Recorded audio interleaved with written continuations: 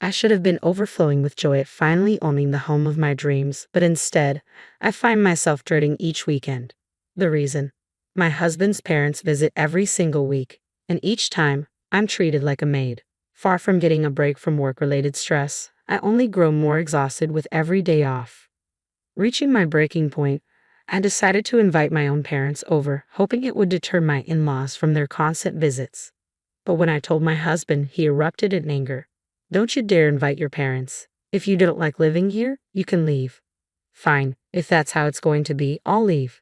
He'll be the one to regret this decision." My name is Emma, and I've been married to Michael for 5 years. We were previously renting, so the purchase of our new home was a big milestone for us. However, it didn't escape Michael's parents. "Oh, Emma, we heard you're finally buying your own house," his mother exclaimed. "Yes, that's right. If you need any help finding places, just let us know. We're more than happy to assist," she added. "Thank you. We might start visiting some open houses soon," I responded, though the idea of their continued involvement made me uneasy. I had envisioned selecting our new home with Michael as a personal and carefully considered process, but my mother-in-law had other plans. Just yesterday, she showed up unannounced with a brochure for a plot of land that's up for sale. "Emma, what do you think about this property? It's close to the subway station and has enough space for a duplex house." A duplex house? It dawned on me that they must be planning to move in with us. That's why she's been so involved in our property search, offering suggestions like, it would be better to live near the subway to avoid walking too much, or a nearby supermarket would be so convenient. I thought she was simply being helpful, but it turns out she was pushing for features she prefers, clearly with the expectation of sharing our new home. I immediately brought this up with Michael. "Michael, your mother came over this afternoon with a brochure for a plot of land. It looks like she and your father might want to live with us." "Oh yeah, she did mention something like that," he replied. "What? You heard it from your mom? Why didn't you tell me something this important?" "I thought we'd discuss it once it was more finalized." "Do you have objections, Emma?" "Yes, I do. I envisioned us living alone together. Besides, your parents are still healthy, aren't they? While I can't predict the future, I believe it's best for us to live separately for now to maintain a good relationship." "I understand how you feel, Emma," Michael said. Michael listened to my concerns and managed to convince his parents that we weren't planning to live together at this time. After hearing his reasoning, it seems his parents finally relented. I was grateful to him for handling the situation so well. "Thank you, Michael." "No problem, Emma. If your parents want to live with them, we won't force it. Instead, let's make sure my parents visit our new home frequently after we move in." Eventually, Michael and I found the perfect house and moved in. As soon as we settled, his parents came over to check out our new place. "Emma, congratulations on the move. Your house is wonderful," his mother exclaimed. It seemed she was pleased with our home. "You're always welcome to visit," I replied warmly. That evening, we all enjoyed a meal together at the dinner table. The following weekend, I suggested to Michael that we go shopping for living room decorations, but he seemed hesitant. "Can we put off the shopping for another time? Do you have plans for the weekend?" "My parents wanted to come over," I explained. "What? They just visited last week. They seem to really like this house. Remember, you said, feel free to visit anytime, right?" "Well, yes, I did say that. But could you handle dinner and entertain them a bit?" Soon after, his parents started visiting every week, and their demands grew with each visit. "Emma, it's been so hot lately, and I'm feeling drained. Something light like noodles would be fine for lunch. But for dinner, I'd like something hearty like steak. Also, do you know the new pastry shop near the station? It's the talk of the town, so I think it'd be perfect for dessert. Could you pick up some?" They began arriving early in the morning, giving orders, never helping with chores, and then leaving. By the second visit, they even assumed it was okay to stay overnight. "Where's the typhoon? And since your parents enjoy a good breakfast, could you have it ready for us first thing in the morning?" The demands from my in-laws kept increasing. Between managing their needs and my work fatigue, I barely had a chance to rest on weekends, which only added to my exhaustion. Reaching my breaking point, I made a heartfelt plea to my husband. "Michael, I really need your mom and dad to stop staying over every weekend. We can't just refuse them. They've made it clear they want to visit." "Well, you could set some boundaries. Look, with working on weekdays and taking care of your parents from morning till night on weekends, I'm left with no time to rest. Consider this. If we were living with them full time, it'd be every single day, not just weekends. They originally wanted to move in with us, but since you strongly opposed it, we prioritized your wishes and they agreed to back off. Compared to living together, having them over on weekends might actually be the better option. But it was becoming unbearable to continue this situation indefinitely. As I wrestled with what to do, my mother called. "Oh, Emma, how are you?" "Sorry, Mom. I haven't been in touch lately. I'm managing, somehow." "You sound a bit down. Is everything okay?" "Well, actually, I shared with my mother the difficulties I was facing with my mother-in-law's constant visits since our move. My mother expressed concern and said, "That sounds really challenging. I can imagine how overwhelming it must be with settling in and buying new things. I've been holding off on calling because I know your in-laws visit every weekend. I haven't even invited my own mother to our new house yet. Maybe if I invite her over, your in-laws might hold off on their visits for that weekend." That evening, I brought up my idea to Michael when he got home from work. "Hey, Michael, I'd like to invite my parents over this weekend. Is that okay with you?" His response was unexpected. "No, my parents have already planned to come this weekend." "But your parents have visited so many times already." "My parents haven't been over even once." "That's because your parents haven't mentioned wanting to visit. My mother has been patient, waiting for us to get settled. She's really eager to come." "Oh, really? Well, then, how about scheduling your parents for when mine aren't coming? They've waited this long, they can wait a bit longer. Isn't it odd to always prioritize your parents, who are here so often? Can't your parents wait until next week?" "You're my wife now. It's natural for us to prioritize my parents. Anyway, you should let your parents know this weekend isn't a good time." "I don't want to do that." "You should just not invite your parents. If I can't have my parents over because of that, then your parents shouldn't come to our house either. They gave you to me, so they should be prepared not to see their daughter all the time." "That's unreasonable. Why shouldn't I be able to invite my parents? Even though I'm married, isn't it natural for them to want to see their family?" Despite Michael's firm refusal, I proposed a compromise. "All right, let's skip this weekend, but from now on, let's try to alternate inviting each other's parents on a regular basis." "How about that?" "Ah, that's exactly. If you're going to suggest something as troublesome as this, we might as well not invite your parents at all.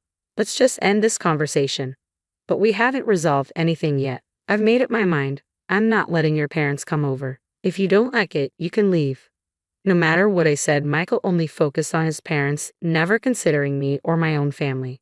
His refusal to discuss the matter and his insistence on his own way finally pushed me to my limit. "Fine, if you're that determined, Michael, I'll leave. And when that happens, it'll be too late for regrets." "Regrets? What would I regret if you're gone? Just remember this. I won't accept any apologies. Don't come back asking to return." Leaving behind a Michael who was laughing loudly, I went home and shared what had happened with my parents. They agreed that Michael's stance was unreasonable, with my father particularly upset. A person who can't respect their family is fundamentally flawed. "I'm disappointed in Michael. You should stay here and not go back to that house." His words reassured me that I wasn't at fault. Feeling a sense of relief, I resolved to pursue a divorce. A few months later, I received a call from Michael. "Hey, how much longer are you planning to stay away? Have you forgotten what day it is?" "This Saturday." He spoke with a tone of urgency. "Oh, right, it's the day we were supposed to host your coworkers at our new house." "Yes, exactly. We've been planning this since we moved. Remember? But isn't your mother-in-law supposed to come that day? Why don't you tell your coworkers that my parents are visiting and cancel the gathering?" "There's no way I can do that. I've invited a new boss from my department, and canceling now could impact my future at work." "I don't care. You're the one who kicked me out, remember? Is this really the time to be arguing? Stop sulking and come back. We need to start preparing for everyone's arrival or we won't be ready in time." "I'm not coming back to that house." "What? Are you really okay with putting my job at risk?" "I don't mind. I'm planning to leave you." "Leave? Are you serious?" "Yes, I've been considering it since I left the house and my parents agree with me." "Your parents too. They're as out of touch as you are." "Do whatever you want. I'll have my parents help with the preparations for hosting my coworkers. I don't need you anymore. You're going to regret this." That's what I should be saying. Goodbye. I ended the call abruptly. By now, Michael was probably frantically contacting his in-laws, scrambling to prepare for the office gathering. Since his in-laws had made themselves so comfortable, it was about time they faced some inconvenience. That problematic weekend, our home phone rang in the afternoon. When I answered, Michael's flustered voice came through.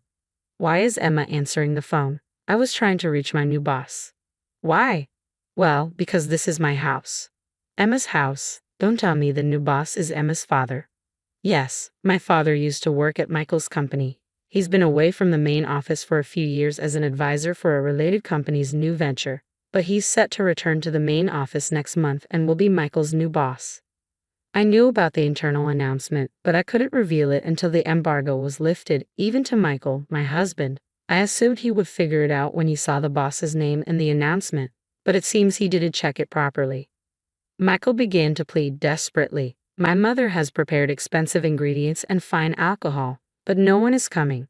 When I contacted my colleagues, they said there was a huge commotion at the company because I didn't invite the new boss. If the boss doesn't come, no one else will. They've been asking me to convince my father to come and clear up the misunderstanding. Michael continued. "Misunderstanding? It's not a misunderstanding, it's a fact. You said, 'Don't ever invite my parents to our house,' didn't you?" "I didn't know your father was my boss at the time." "Then the situation is different now." "That's a rather convenient excuse. I asked you repeatedly if you'd regret this, didn't I?" "Well, it's too late for regrets now. You're responsible for cleaning up your own mess." I hung up before Michael could respond. I informed my father about Michael's call, but understandably, my father had no intention of visiting. There's no need to go to the house of someone who disregards his own family. My father was even more enraged. My father is scary when he's angry. He was looking forward to using the expensive ingredients and alcohol he bought for today, but it seems all that effort was for nothing. The next day, Michael arrived at our house, looking pale and distressed. "Emma, I'm sorry for everything I've done. Let's start over. Please come back home." Instead of me, who was staring at him in shock, my father spoke up. "Start over? Do you even understand what you've done?"